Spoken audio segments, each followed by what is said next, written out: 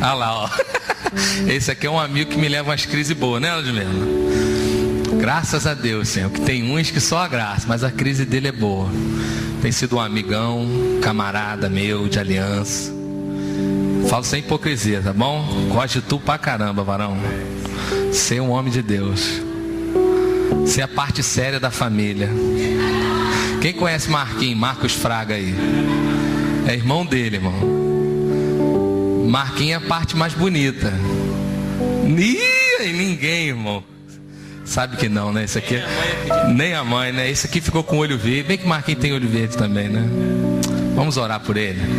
Pai querido, te agradecemos, ó Deus, pela vida do Marcelo. Sabemos, Deus, que ele é na nossa vida, na vida da minha casa, da minha família. Que o Senhor, Deus, honre a vida dele dia após dia. Que o Senhor, Deus, continue levantando ele, usando ele, Senhor Deus. Cuida da casa dele, dos filhos. Realiza, Deus, os sonhos da Lívia, os sonhos dos seus filhos. Nós, como igreja, nós o abençoamos nessa noite. E nós te pedimos, fala conosco, Senhor. Ministra algo profundo no nosso coração hoje.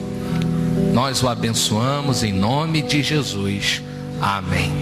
Agora não leva a igreja em crise não, tá bom? A graça e a paz de Jesus para todos, amém? Vamos colocar de pé. Quer dizer que em relação ao pastor Bruno, a recíproca é verdadeira, amém? Eu quero convidá-lo a abrir a palavra de Deus em Lucas 24. Lucas 24. Não vou me alongar, porque eu já fui pastor em Campo Grande. Eu sei que a vida de vocês é bem agitada no caminho, né? Na estrada. Quantos aqui trabalham no centro? Levante as mãos. Olha aqui, vocês estão salvos só de trabalhar no centro. Quem trabalha no centro, morando em Santa Cruz, Campo Grande, não precisa se preocupar com mais nada. Jesus já te salvou. Eu saí do Flamengo às 5 para 5, né? Cheguei aqui 7h40 da noite. 2 horas e 40 minutos, né? Só Jesus na causa, amém? Então vamos lá. Mas no primeiro dia da semana, Lucas 24, a partir do versículo 13, Lucas 24, a partir do versículo 13, diz assim: naquele mesmo dia, 2 deles estavam de caminho para uma aldeia chamada Emaús, distante de Jerusalém 60 estádios, aproximadamente 11 quilômetros. E iam conversando a respeito de todas as coisas sucedidas. E aconteceu que enquanto conversavam e discutiam, o próprio Jesus se aproximou e ia com eles. E os seus olhos, porém, estavam como que impedidos de o reconhecer. Então lhes perguntou Jesus: que é isso que vos preocupa? E de que ides tratando à medida que caminhais? E eles pararam entristecidos. Um, porém, chamado Cleopas, respondeu dizendo: és o único, porventura, que tendo estado em Jerusalém, ignoras as ocorrências dos últimos dias? E lhes perguntou: quais? E explicaram o que aconteceu a Jesus o Nazareno, que era varão profeta, poderoso em obras e palavras, diante de Deus e de todo o povo. E como os principais sacerdotes e as nossas autoridades o entregaram para ser condenado à morte e o crucificaram. Ora, nós esperávamos que fosse ele que havia de redimir a Israel. Mas depois de tudo isto, já é o 3º dia desde que tais coisas sucederam. É verdade também que algumas mulheres das que conosco estavam, nos surpreenderam, e tendo ido de madrugada ao túmulo e não achando o corpo de Jesus, voltaram dizendo terem tido uma visão de anjos, os quais afirmavam que ele vive. De fato, alguns dos nossos foram ao sepulcro e verificaram a exatidão do que disseram as mulheres, mas não o viram. Então lhes disse Jesus: honestos e tardos de coração, para crer tudo que os profetas disseram. Porventura não convinha que o Cristo padecesse e entrasse na sua glória? E começando por Moisés, discorrendo por todos os profetas, expunha-lhes a que seu respeito constava em todas as Escrituras. Quando se aproximavam da aldeia por onde iam, fez ele menção de passar adiante. Mas eles os constrangeram, dizendo: fica conosco, porque é tarde e o dia já declina. E entrou para ficar com eles. E aconteceu que, enquanto estavam à mesa, tomando ele o pão, abençoou, e tendo-o partido, lhes deu. Então se lhe abriram os olhos e o reconheceram. Mas ele desapareceu da presença deles. E disseram um ao outro: porventura não nos ardia o coração quando ele pelo caminho nos falava e quando nos expunha as Escrituras? E na mesma hora, levantando-se, voltaram para Jerusalém, onde acharam reunidos os 11 e os outros com eles, os quais diziam: o Senhor ressuscitou e já apareceu a Simão. Então os dois contaram o que lhes acontecera no caminho e como fora por eles reconhecido no partir do pão. Pai querido, Deus amado, nós exaltamos a Ti, Pai, na certeza de que a Tua palavra, ela irá fazer morada, seja no coração do homem e da mulher mais simples, ao coração do homem e o da mulher que humanamente se considera o mais nobre, na certeza de que esta palavra não volta vazia. Que o Senhor, Pai, pela graça e o poder de Jesus, não permitas que nada tire a atenção, mas que os nossos ouvidos espirituais estejam atentos e abertos para ouvir e discernir aquilo que o Senhor tem para nós nesta noite. Nós oramos e assim cremos, em nome de Jesus. Amém. Você pode aplaudir o Senhor de todo o seu coração. Pode sentar. Todos nós que aqui estamos, independente seja o mais simples ou o mais letrado, não importa, ou que tenha muito ou que pouco tenha, todos nós em algum momento da vida deixamos algo que nós considerávamos importante, valioso, precioso, em função de algo que nós, naquele momento da nossa história, considerávamos de maior valor. O interessante é que na palavra de Deus, o tempo todo nós somos desafiados a deixar. E só encontramos vida aqui no sentido de alegria, bem-estar, liberta das angústias, das frustrações, dos medos, dos temores, vida plena, vida abundante que Jesus apresentou e nos ensinou, que nós só encontramos a vida abundante à medida que nós vamos deixando no caminho tudo aquilo que, por mais precioso que seja, por mais valoroso que seja, por mais que nós nos identifiquemos, se nós não deixarmos, nós não alcançaremos esta vida abundante. No sábado, eu fui fazer um casamento, Bruno, e eu estava falando sobre que o maior desafio, principalmente a moça, mas o rapaz também, que nós somos chamados, quando somos desafiados a deixar, é deixar a casa dos pais, principalmente para a mulher. Quando entra naquela semana derradeira do casamento, onde, seja consciente ou inconsciente, ela vai perceber que a vida vai dar um giro, né, de 180 graus, melhor dizendo 360, mas um giro de aonde a vida muda radicalmente, aonde radicalmente sua vida vai mudar.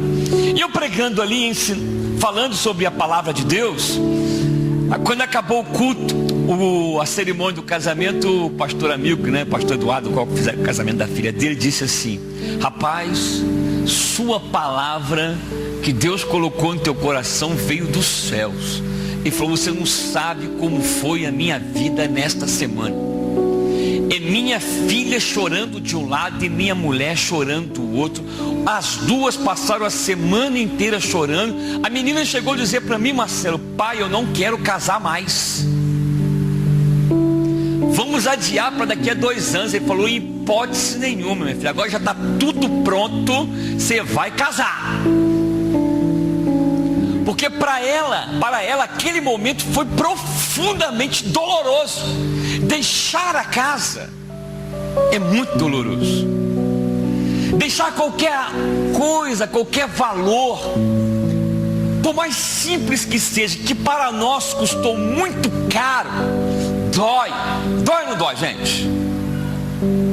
Dói. Isso vai desde pequenininho. Às vezes 2 crianças pequenas estão brincando, ela tem um brinquedo que ela ama. Aí você diz assim: ó, empresta para o amiguinho. Ela reluta o tempo todo em deixar o brinquedo em favor do outro, em emprestar, não é nem doar. Por quê? Porque tudo aquilo que para nós custou muito caro, nós valorizamos demais. E à medida que nós valorizamos, nós podemos, de certa forma, dar tanto valor àquilo que nos tornamos prisioneiros desses tipos de sentimentos. Por que eu estou lhe falando isso? Quando nós lemos a passagem de Lucas 24, nós estamos falando de discípulos.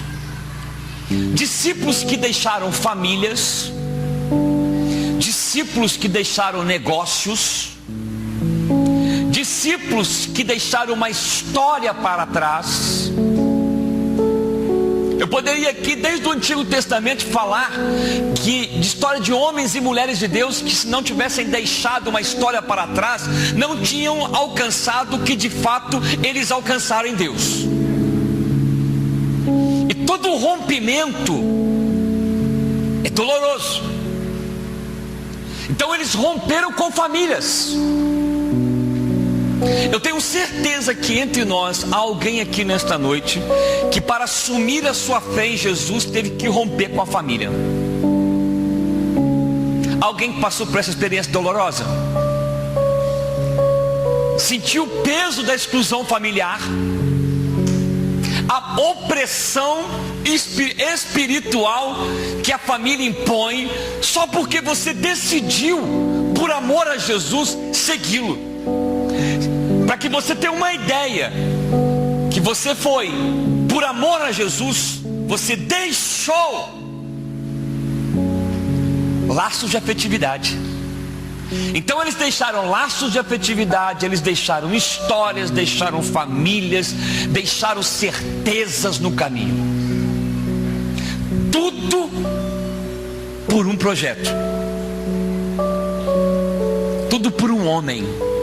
Um homem dos seus 30 anos de idade, cheio de vigor, com palavras que ele jamais tinha ouvido, com palavras e a força de um chamado que nem se questionava, nem se ponderava.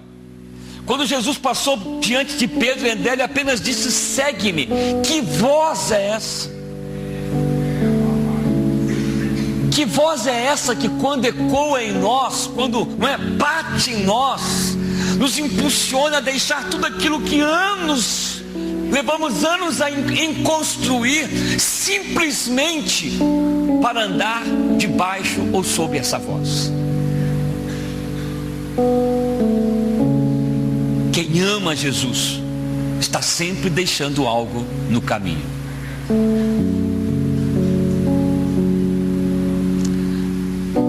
Tem uma história apaixonante no Antigo Testamento. Para mim são 2 histórias,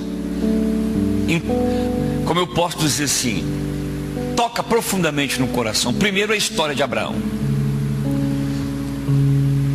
Abraão tinha aproximadamente 75 anos de idade.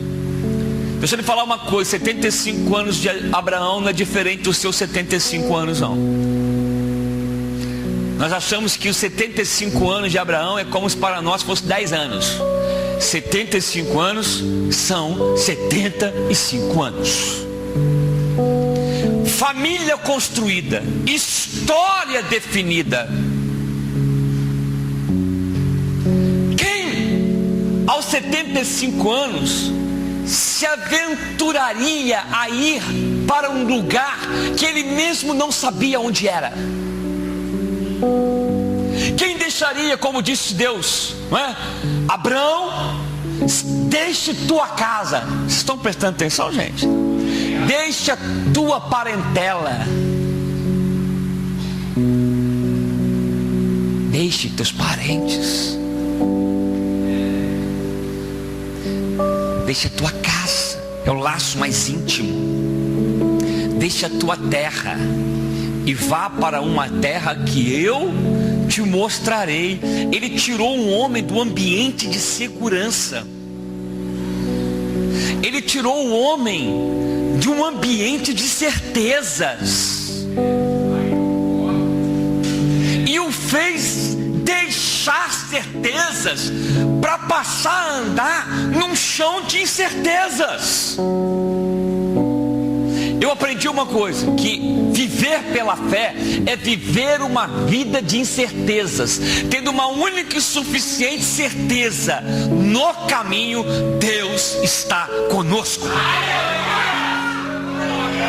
Porque quem quer viver pela fé não pode nutrir nenhum nível de certeza na sua vida.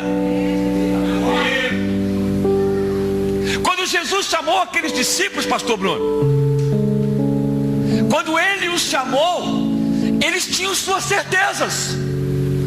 Pedro e André estavam à rede, eram trabalhadores, eram pescadores.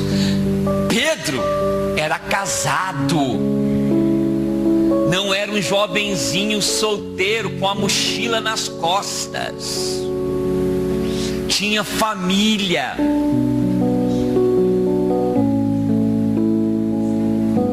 João tinha história.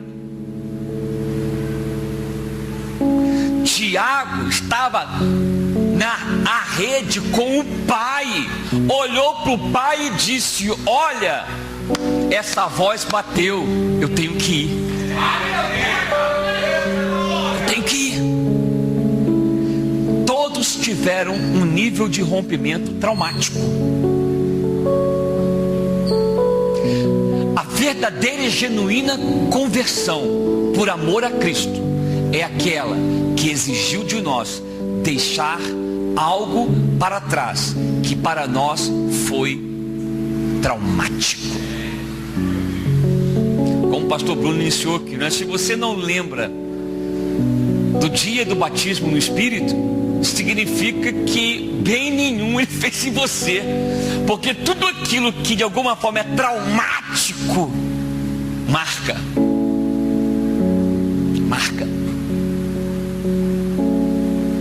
E eles passam 3 anos envolvidos naquela atmosfera, embebecidos por tudo que eles ouviam, por tudo que eles viam. Havia uma certeza em seus corações: valeu a pena deixar por amor a Ele. Porque as multidões o seguiam. As multidões o seguiam, mas eles deixavam. A multidão segue, mas não deixa. O discípulo segue porque deixa. E para nós nos desprendermos, né, para entrar na dinâmica da OLX, né, desapega. Para desapegar é preciso uma experiência profunda e uma convicção interior de que Ele é o Cristo. Deus disse a Abraão: Abraão, sai da tua casa, da tua terra, da tua parentela e vá para uma casa que eu te mostrarei, para uma terra que eu te mostrarei. Olhem para mim, como diz o pastor Bruno, vou gerar crise. Ele passou a viver uma vida de incerteza, vivendo pela fé, passou pela terra prometida, mas não fez morada lá. Ou seja, Deus disse a ele: você será pai de uma grande nação, mas não disse para ele que ele seria herdeiro de um pedaço de terra. Olha o nível de promessa que ele teve. Apenas se moveu por causa da voz que nele ecoou. Então esses discípulos, não só os 12, como outros, porque Cleopas e o que estava caminhando não eram entre os 12, mas eram discípulos que haviam deixado tudo, romperam com tudo, não criaram vínculos, não permitiam mais criar vínculos somente entre eles e Jesus. Eles se entregaram.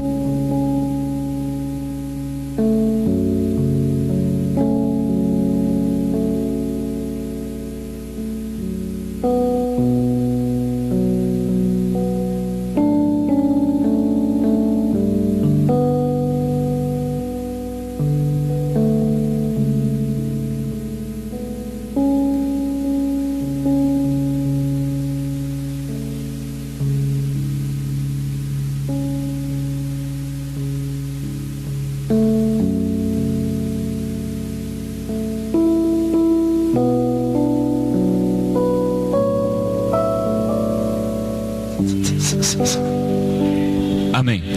Se deixaram ser conduzidos. Amém, gente? Amém. Eles viram sinais, palavras de transformação.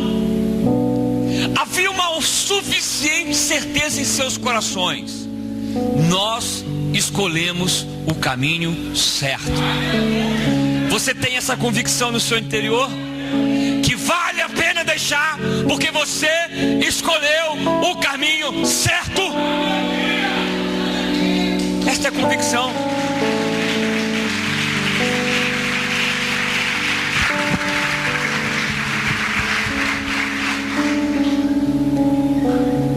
Mas às vezes na vida, algumas horas da pseudo-impotência de Deus diante da nossa história é suficiente para nós esquecermos tudo o que Ele é e o caminho que Ele nos chamou. –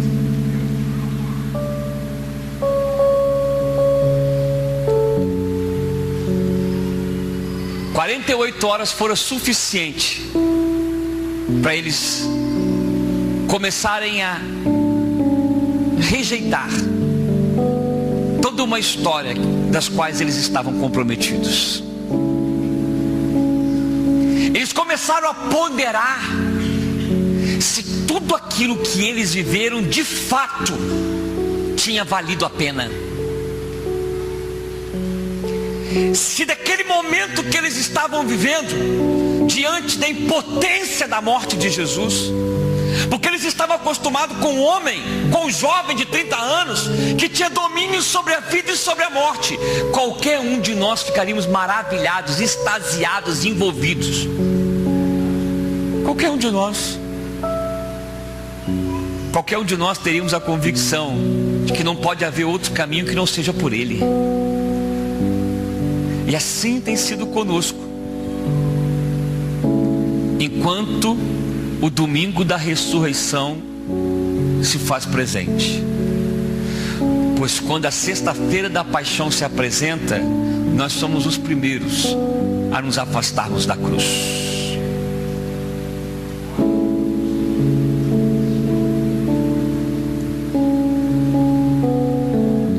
Agora, aquele homem dos quais eles admiravam, vocês estão prestando atenção? Agora leva tapa e não reage. Cospem nele, ele não reage. O jogam para um lado e para o outro e ele não diz nada. Fica uma linguagem sem linguagem. E eles vão acompanhando aquilo e vão entrando em crise. porque eles não poderiam imaginar que eles haviam deixado tudo para agora ver a quem eles entregaram a vida terminar nas mãos dos romanos e pendurado numa cruz. Em outras palavras, isso acontece conosco. Às vezes Deus faz tantos milagres na vida da gente, que em determinado momento a gente começa a experimentar o silêncio de Deus, e as coisas não começam a acontecer do jeito que nós queremos. Lázaro não sai da gruta, não é? O cego não enxerga, e aí nós logo pensamos, nós estamos sós, porque na verdade eu não coloquei a minha vida, de fato como eu pensei, nas mãos daquele que de fato eu julguei ser o Senhor e o caminho da minha vida. E a cruz foi agregando neles frustrações, angústias. A aparente impotência de Jesus só trouxe a eles angústia. Eu fico imaginando eles diante da cruz, Bruno, olhando, dizendo assim: agora vai, agora vai. Ele esperou chegar na cruz para que as coisas aconteçam de forma apoteótica. Como alguns que estavam perto diziam assim: não, desce daí, ué, desce daí. Tu não és o Filho de Deus? Você imagine quem estava perto, que dera a vida por ele, como estava se sentindo, vendo o escárnio em relação à pessoa a quem eles tanto confiavam. Tanto confiavam. Quantas vezes tem alguém que chega para você e diz assim: ué, você está vivendo isso na sua vida? Aonde está o seu Deus? Manda ele descer da cruz. Ele não é o Filho de Deus? O teu Deus está morto? Que Deus é esse que se deixa vencer pela morte? Ele não disse que é maior do que a morte, ele não ressuscitou. Agora ele é obrigado a se curvar diante do poder da morte? Mas eu tenho por mim que até o último momento, vocês estão prestando atenção, gente? Até o último momento eles acreditaram: as coisas não podem terminar assim.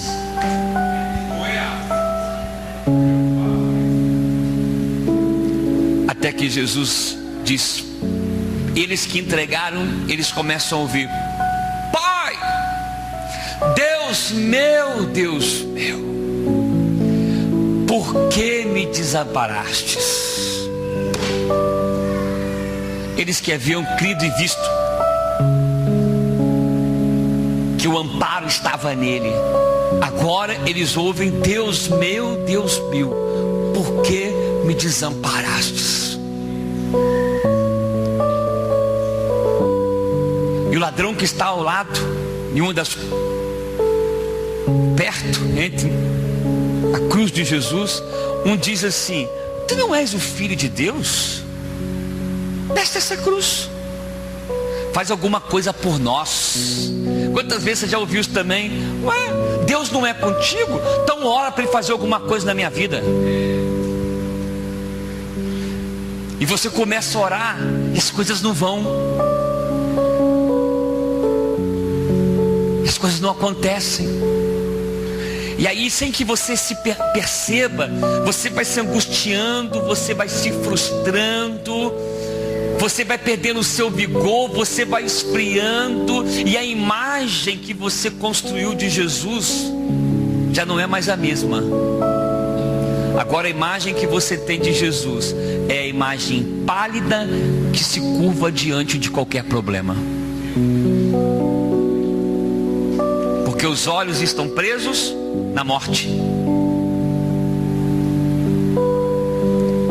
Mas tem sempre, perto de um escarnecedor, tem sempre alguém movido pelo Espírito. que disse: cala tua boca, rapaz. Nós estamos aqui porque merecemos. Mas este homem, que mal ele fez? E ele olha para Jesus e diz: Senhor, lembra-te de mim.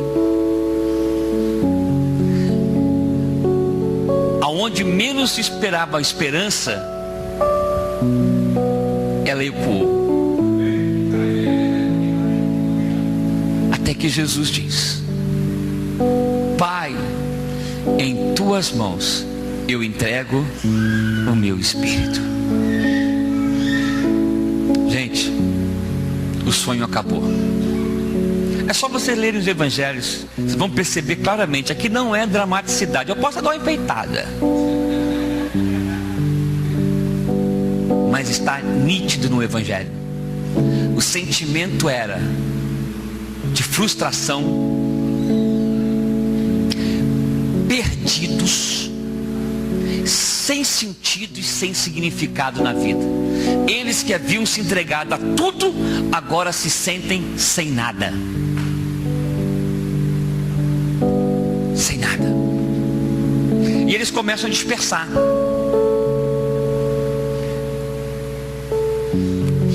Como Jesus fora crucificado às 3 horas da tarde, 3 horas ele disse: Pai, em tuas mãos eu entrego o meu espírito. E a palavra diz que houve uma nuvem, né? Ou seja, ficou escuro, densas trevas. Sexta-feira, ao pôr do sol, é o Shabat. Então eles não poderiam sair para fazer nada, porque era dia de descanso. Então eles ficaram ali algumas horas entre eles, procurando entender o que tinha acontecido.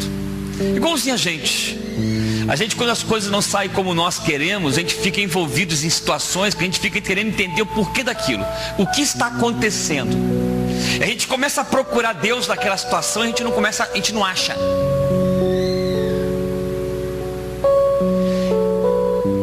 De repente, domingo, logo pela manhã, assim que termina o Shabat,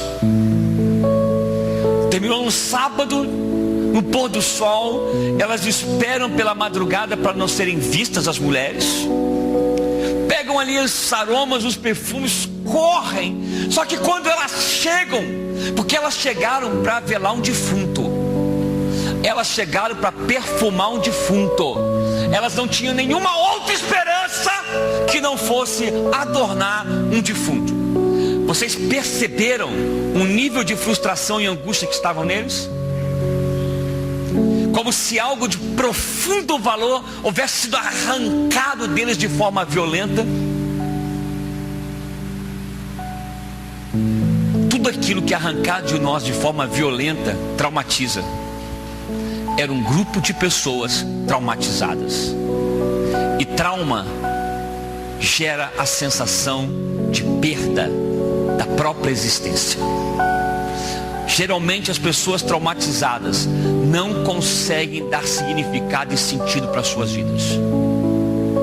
Por mais que elas tentem, elas não conseguem ver sentido e significado para as suas vidas.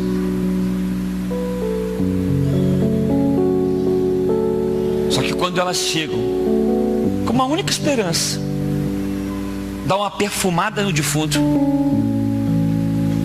elas olham e só veem lençóis.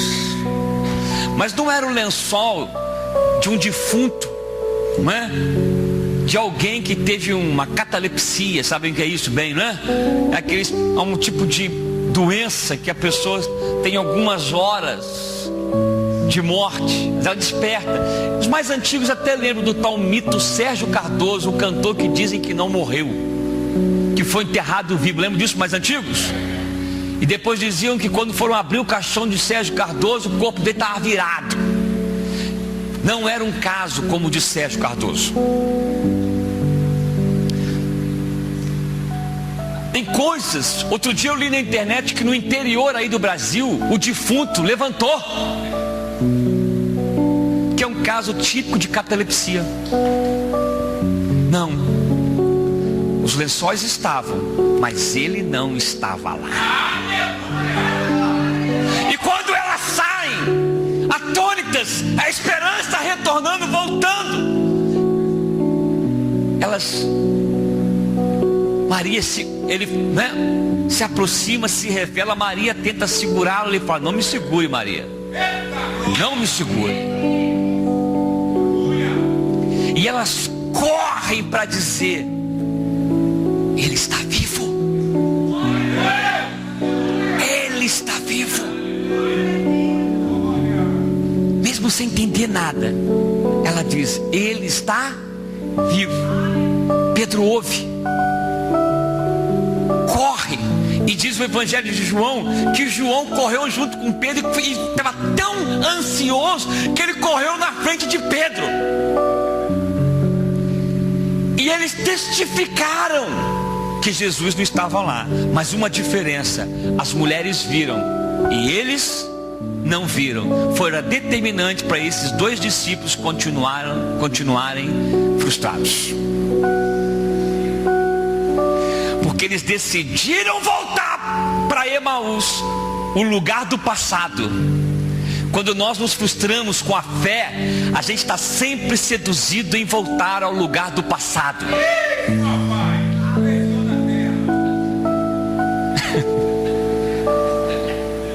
Simplesmente porque Jesus diz a eles, começa a caminhar entre eles, e eles estavam impedidos de o reconhecer. Isso aqui é óbvio. Olha para mim, são 9 horas, ainda você vai ser abençoado. Amém? Por que eles estavam impedidos de reconhecer? É porque Jesus estava careca? Não, o corpo, carne e osso, mas era um corpo glorificado.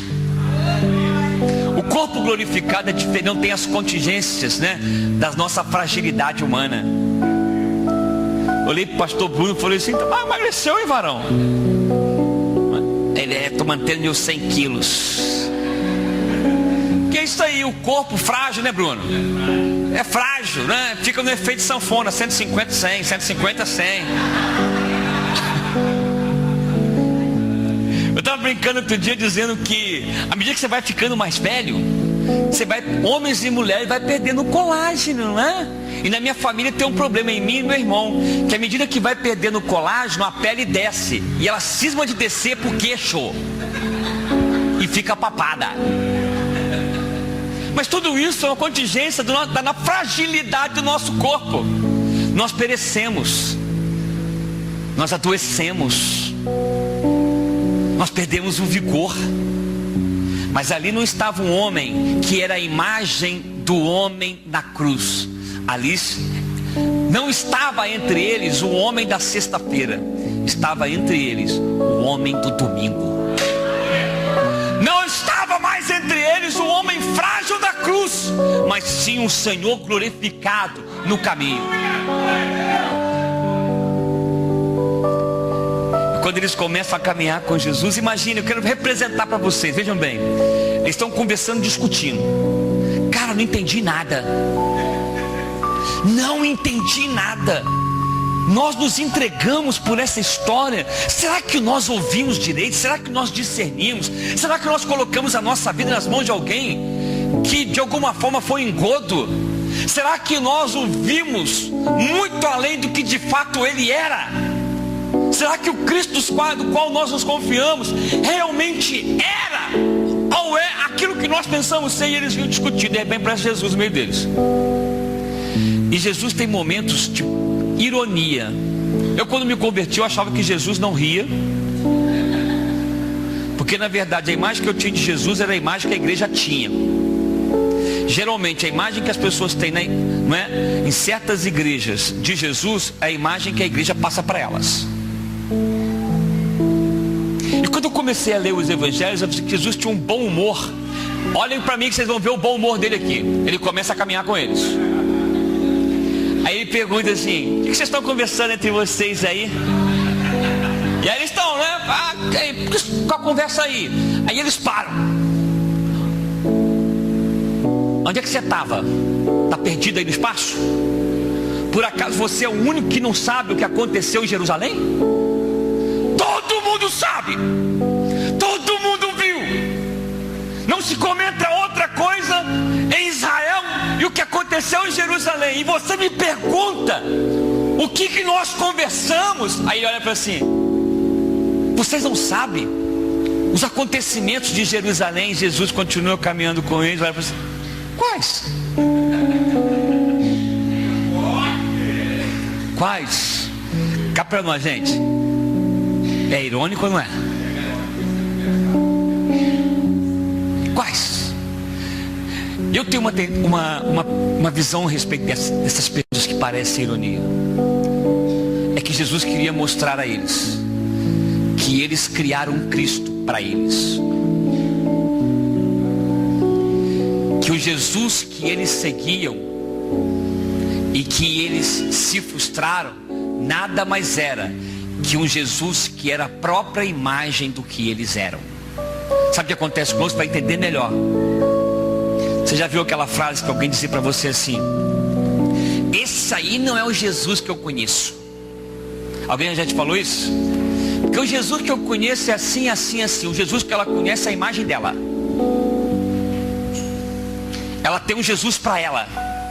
O Jesus que ela crê é a forma como ela se vê. E o Jesus que eles criam, nada mais, nada menos era a projeção daquilo que eles ansiavam, desejavam. Eles criaram, andaram com Jesus, viveram com Jesus, conviveram com Jesus, ouviram Jesus, mas Jesus disse a eles: vocês não entenderam nada. Deve ser duro. Vocês não entenderam nada. E mais do que vocês são nécios e tardos de coração. Sabe o que significa nécio e tardo de coração? Significa que eles estavam com o coração embotado, como a crosta. E mais do que isso, atrasados no tempo. Porque sexta-feira já tinha passado e eles estavam no domingo. A cruz já tinha passado e eles estavam no domingo da ressurreição. Mas eles estavam tão presos nos seus projetos pessoais que eles não conseguiam ver nada além do que sexta-feira. É aquele que está sempre preso à sexta-feira. E eles começam a caminhar. Vocês estão me entendendo bem, gente? Eles param e dizem assim: nós esperávamos. Aqui está a resposta deles: que fosse eles que haveria de redimir a Israel. Olha como é que eles estão frustrados. Olha, nós esperávamos que ele fosse fazer, não é, aquilo que nós desejávamos. Nós projetamos para que ele fizesse a nossa vontade. Nós nos entregamos a um Jesus que não era aquilo que nós pensávamos que era. Esse Jesus que esses discípulos criam nada mais era do que a projeção do que neles estava. Fala uma coisa que é simples, mas é verdadeira. Aqui em Santa Cruz está lotado de igreja, é verdade ou não é? Cada um com Jesus. Se você for em 10 igrejas, você vai sair da final das 10 e vai dizer o seguinte: não entendi nada. Porque cada um apresenta um Jesus. Cada um apresenta um Jesus segundo a imagem do pastor ou da igreja. Porque cada pastor tem um Jesus para ele. Nós também.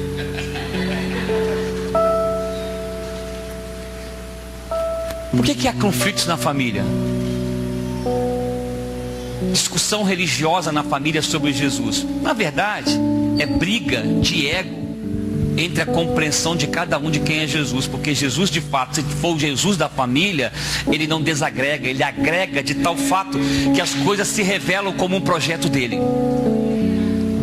Mas fica eu que crio um Jesus segundo a minha imagem, o Jesus que realiza os meus caprichos, os meus anseios, as minhas vontades e ainda, não é, consolida as minhas verdades. E está dizendo: nós esperávamos que fosse Ele. Quantas vezes você já disse assim: eu esperava que fosse, e as coisas não aconteceram, porque não tem nada a ver porque Jesus te abandonou, é porque a forma como você está crendo é uma projeção da sua própria vontade. Se as coisas não aconteceram, pense bem, é a projeção do seu próprio querer, da sua própria vontade. E quem cria um Jesus que é a projeção do seu próprio querer, da sua própria vontade, não consegue sair da dinâmica da cruz da sexta-feira. Os olhos estão sempre presos na sexta-feira. Não conseguem ver outra coisa que não seja a sexta-feira. Já estão no domingo, mas a mente está lá na sexta-feira. Já ressuscitou, mas eles estão olhando, pensando no Cristo da cruz. São atrasados. Cá para nós, gente, estou concluindo. São lerdos de tempo. Lerdos de tempo. E aí Jesus faz uma coisa que um pouco de nós teríamos paciência. Ele não mandou sentar não, porque a gente vai crescendo na fé no caminho. É na vivência. Jesus falou assim: bendita frustração, estou acabando, bendita frustração, bendita impotência, bendita confusão, bendito sentimento de perda de significado e sentido. Pois quando nós estamos perdidos, sem significado, sem entender nada, que a gente começa a se abrir para a verdade como ela é. Porque até aquele momento, o que eles tinham eram as suas verdades.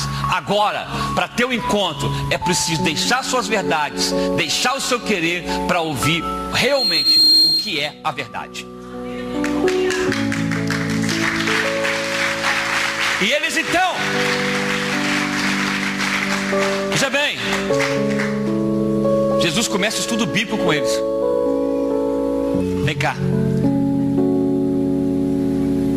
E começou a falar desde Moisés, entre salmos, escritos e profetas, tudo que a respeito dele se falava. Tudo. Isso significa que eles liam e nada discerniam. Nada discerniam. E eles começam. E eles vão ficando tão embriagados com o ensino, com a palavra, que aquilo vai mudando a forma deles serem. E aí chega um pequeno lugar, né? Na verdade, qual nome poderíamos dar aqui? Um lugarejo, um casebre. Legal, João, um casebre. Uma hospedaria. E aí Jesus, olha só que outra coisa interessante. Jesus fala assim: eu vou. Ele diz: não, agora você não vai não. O que você está nos falando está trazendo sentido e significado para as nossas vidas. Agora sim, estão começando a entender. Começando. E quando Jesus partiu o pão, os seus olhos foram abertos. Por que eles reconheceram no partir do pão? Porque na verdade eles tinham familiaridade com Jesus, mas não tinham familiaridade com a palavra de Jesus. Isso aqui é diferente, é bem diferente. Jesus lhe era familiar, mas a sua palavra soava estranha aos seus ouvidos. Às vezes nós queremos um Cristo que ele é familiar para nós, mas a palavra soa estranho nos nossos ouvidos. E quando ele partiu o pão, palavra e pessoa se encontram. E aí Jesus nem se despede, né? Virou um ninja. Desapareceu. Tá o texto aí, pode olhar, tá o texto. E aí eles olham atônitos um pro outro e dizem assim: por acaso não nos ardia o coração enquanto ele falava e expunha as Escrituras? Gente, deixa eu fechar com um exemplo. Dois testemunhos que não são meus, mas da história. O poder que tem uma palavra para alguém que a ouve com um coração desejoso de discerni-la. A história conta que houve um homem chamado Agostinho de Hipona. Vocês já ouviram falar nele? O famoso Santo Agostinho. O que pouca gente sabe, ou uma parte das pessoas não sabe, que Agostinho realmente foi um Dom Juan. Ele era um mulherengo inveterado. Teve um filho chamado Adeodato. Sua mãe orou por ele 24 anos. 24 anos. Diz a história que um dia ele estava sentado numa praça, cheio de frustrações, de angústias, sem significado, perdido. Apesar de toda a formação que ele tinha, ele sentado numa praça, ele começa a prestar atenção num grupo de crianças. E as crianças começam a brincar. E as crianças brincando, ele começa a ouvir: tome e lê, tome e lê. E ele, impulsionado por aquilo, ele levanta e vai a um determinado lugar onde as crianças estavam brincando, e tinha uma Bíblia aberta. E estava naquele texto: o justo viverá pela fé. Aquela palavra entrou no coração de tal forma que ele começou a sentir sua alma, seu coração, seu espírito aquecido. E ele é conhecido até os dias de hoje como o teólogo do milênio. E a nossa herança? Wesley quase desistiu do pastorado. Primeiro ele cismou que ia converter negros e índios. Chegou lá, deu tudo errado. Ele falou assim: eu fui para converter negros e índios, foram quase eles que me converteram. Porque ele foi o quê? Na letra, na vontade. Na letra e na vontade. Chegou lá, ele ficou noivo de uma moça. É, não é?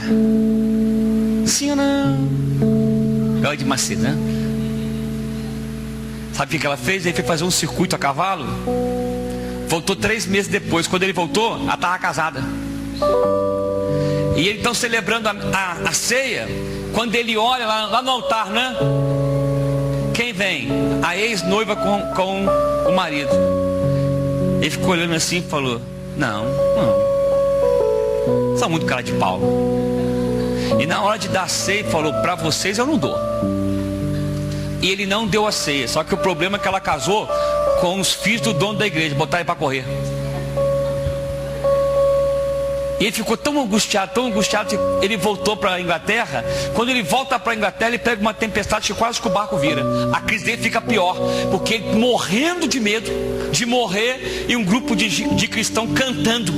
Ele falou: pô, como pode? Eu aqui morrendo de medo de morrer, e eles cantando na tempestade. Ele chegou na Inglaterra em crise. E diz a história que um dia era um dia frio. Ele foi convidado para uma reunião de oração. Aquela no modelo bem catetiano, né? Bem tradicional. E diz a história que ele não estava com vontade nenhuma de ir. Ele sentou para ouvir. Daqui a pouco ele começou a ouvir.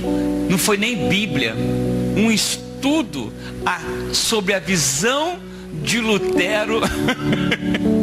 A visão de Lutero sobre o justo viverá pela fé. Quando ele começou a ouvir, frustrado, angustiado, pensando em desistir, não é? Deixou suas verdades, tudo que ele tinha como verdade e princípio já não se via para mais nada. Quando ele começou a ouvir, o coração dele começou a arder. E ele se tornou o maior avivalista da história do cristianismo moderno. Sabe por quê? Porque ele foi numa reunião frustrado, sem verdades, cheio de crise. Crise é bom para o Espírito manifestar. Crise não é para prender os olhos na sexta-feira. Crise é para caminhar com Jesus num domingo de ressurreição.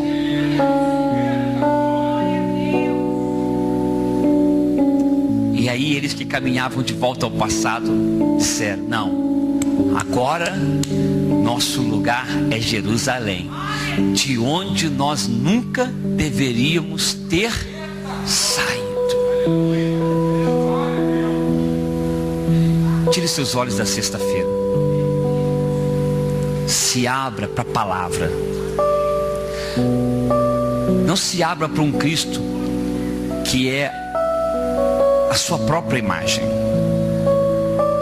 mas se abra para o Cristo que é a imagem do Deus Pai. E para discernir o Cristo que é a imagem do Deus Pai, tem que ficar desprovido de todas as verdades. De tudo que nós está como certeza e convicção tem que ficar na terra, para que Ele comece a obra dele em nossas vidas. Pois quem vive um Cristo que está preso no madeiro é porque ainda não se libertou das suas verdades. Eu quero convidar você a se colocar de pé. E eu quero convidar você mesmo, que está vivendo um momento de angústia e frustração na sua vida, em qualquer área. Você que diz assim: essa área da minha vida é uma cruz na sexta-feira da paixão. Não consigo ver vida nesta área. Estou frustrado, frustrada, angustiado, angustiado. Você que diz assim: eu não vejo possibilidade. Só vejo morte, só vejo frio, só vejo trevas. Mas o Senhor está dizendo: os seus olhos não ficarão presos na sexta-feira.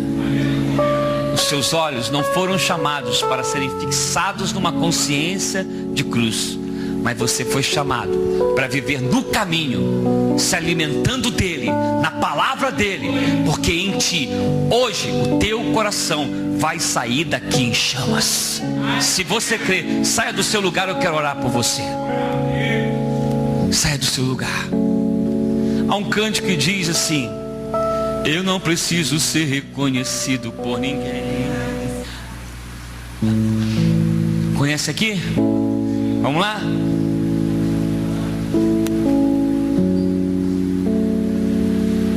Sai do seu lugar, você que quer ver que não importa se você, qual é a área da sua vida que você diz assim: está morto, não vejo expectativa, não vejo como sair dessa realidade, não vejo. Mas você vai tirar os olhos da morte, você vai tirar os seus olhos da cruz e vai colocá-lo em Cristo. Oh Espírito, deixa o Espírito Santo tocar na sua, fecha os seus olhos e começa a se abrir para Ele. Eu não preciso ser reconhecido por ninguém. Se abra para Ele. A minha glória é fazer com que conheçam a Ti. Creia nisso. E que diminua eu, pra que Tu cresças, Senhor. Creia nisso. Mais e mais.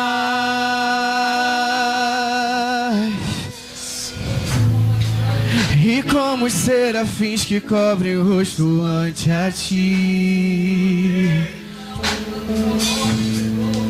escondo o rosto pra que vejam Tua face em mim.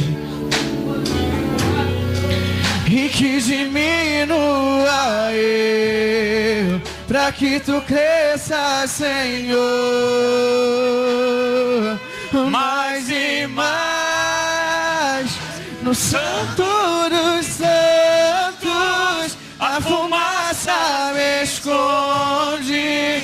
só teus olhos me veem. Debaixo de tuas asas é o meu abrigo, meu lugar secreto.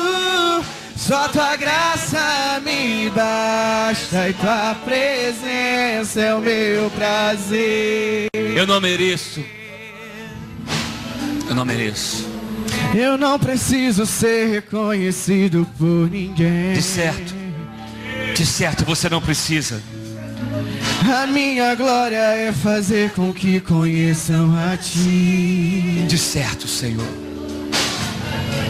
E que diminua eu, pra que tu cresças, Senhor, mais e mais.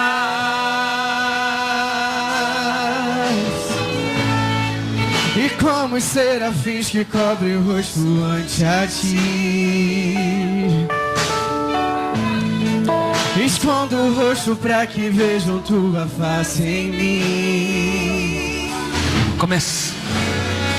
E que diminua eu, pra que tu cresças, Senhor, mais e mais. Entre agora! O santo dos santos, a fumaça me esconde, só teus olhos me veem. Debaixo de tuas asas é o meu abrigo, meu lugar secreto. Só tua graça me basta e tua presença é meu prazer. Diga ao Senhor, só tua graça Me basta e tua presença é meu prazer. Pai querido, Deus amado, eis aí teus filhos e filhas, Pai. Filhos e filhas, ó Deus, que estão dizendo: Pai, a minha vida, Senhor, tem enfrentado áreas de morte. Pai, há mulheres, homens aqui que estão frustrados, angustiados, entristecidos, não conseguem mais ver significado e sentido para suas vidas. Olham para todos os lados, tentam, Senhor, encontrar e reencontrar, mas não conseguem, Pai, porque seus olhos não conseguem discernir. Estão presos, Pai, estão aprisionados na sexta-feira. Mas nesta noite, Pai, eles serão remetidos para o caminho. E agora o Senhor está visitando cada um deles, Pai. Senhor, eles não serão mais prisioneiros do passado, não serão mais escravizados pela dor do passado, porque hoje discerniram a palavra, pois sabe que a palavra é a palavra da graça, é a palavra do amor, do Cristo que nos liberta de toda culpa. Hoje você está deixando toda a culpa neste altar. Hoje você está deixando toda a amargura, tristeza, todo o peso, todo o pecado, porque você está perdoado, você está perdoada. Ele levou sobre si todas as suas dores. Tome posse disso. Ele fez a obra, Ele já realizou a obra. Você é livre, você é livre, você é livre para viver para Ele. Não há frustração, não há angústia, não há tristeza, só há palavra, só há vida. Ele vai mudar, Ele já mudou, Ele já mudou. Receba essa palavra em nome de Jesus. Aleluia.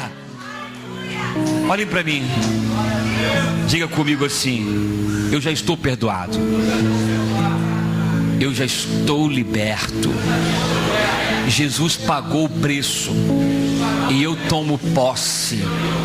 Os meus olhos não estarão mais na sexta-feira, mas a partir de hoje eu só tenho um caminho a viver, é o caminho da ressurreição. Se você crê nisso, diga amém. Se você recebe, diga eu recebo. Então aplauda o Senhor bem forte, porque Ele é digno de toda a honra, de toda a glória e de todo o louvor. Espera um pouquinho. Quero fazer mais um apelo. Só que eu quero que toda a igreja esteja orando agora. Quero fazer o apelo de salvação. Quantos aqui hoje estão aceitando Jesus como Senhor da sua vida hoje? Ou talvez estão voltando para Jesus hoje? Eu quero que você levante assim a sua mão. Nós temos 2 vidas para Jesus aqui. Cadê os consolidadores para abraçar? Abrace essas vidas aqui. Mas dá aquele abraço de crente assim, de frente assim, ó. Isso, bota mais forte, irmão. Aleluia. Cadê a terceira pessoa? Se você estiver aí no seu lugar, levante assim a sua mão. Volte para Jesus, aceite Jesus. Talvez você não está numa crise. Não espere a crise chegar para você tomar essa decisão. Venha do jeito que você estiver, porque assim Jesus te recebe para cuidar de você, limpar você. Há mais alguém hoje que publicamente quer voltar para Jesus, aceitar Jesus publicamente? Levante assim a sua mão agora e eu quero orar por você. Temos mais uma jovem aqui. Glória a Deus. Bata mais forte, irmão. Aleluia. Glória a Deus. Oh, glória. Cadê você? A 4ª pessoa para Jesus hoje. Vem do jeito que você está, irmão. Eu tenho certeza que enquanto a palavra era ministrada, o teu coração ardeu. É porque Jesus estava falando com você. Se o teu coração está ardendo para Jesus, não lute contra Ele, mas entrega a sua vida para Ele, do jeitinho que você está. Pastor, mas eu fumo. Vem fumando que Ele arranca o fumo da tua boca. Pastor, mas eu tenho que acertar isso, eu tenho que acertar aquilo. Vem do jeito que você estiver, que Jesus que vai acertar você. Há mais alguém, irmão, que quer dar esse passo para Jesus hoje?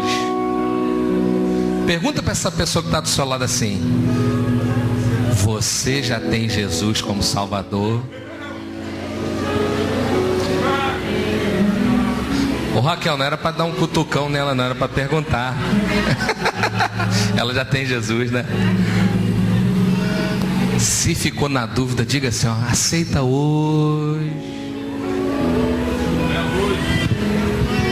Há mais alguém? Levante a sua mão agora. Declara que você é livre. Há mais alguém? Se não há, estenda a sua mão para essas vidas agora. Pai, te agradecemos, ó Deus, porque hoje é uma noite de salvação. Essas vidas, ó Deus, com certeza terão a sua vida impactada pelo teu evangelho. Com certeza serão consolidados, ó Pai, serão discipulados, não se perderão nunca mais, em nome de Jesus. E a palavra que foi semeada vai gerar frutos em abundância.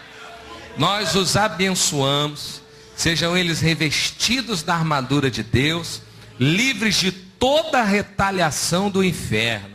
Nós os abençoamos em nome de Jesus. Amém. Diga assim, igreja, sejam bem-vindos em nome de Jesus. Dê mais uma salva de palmas ao Senhor. Glória a Deus. Aleluia.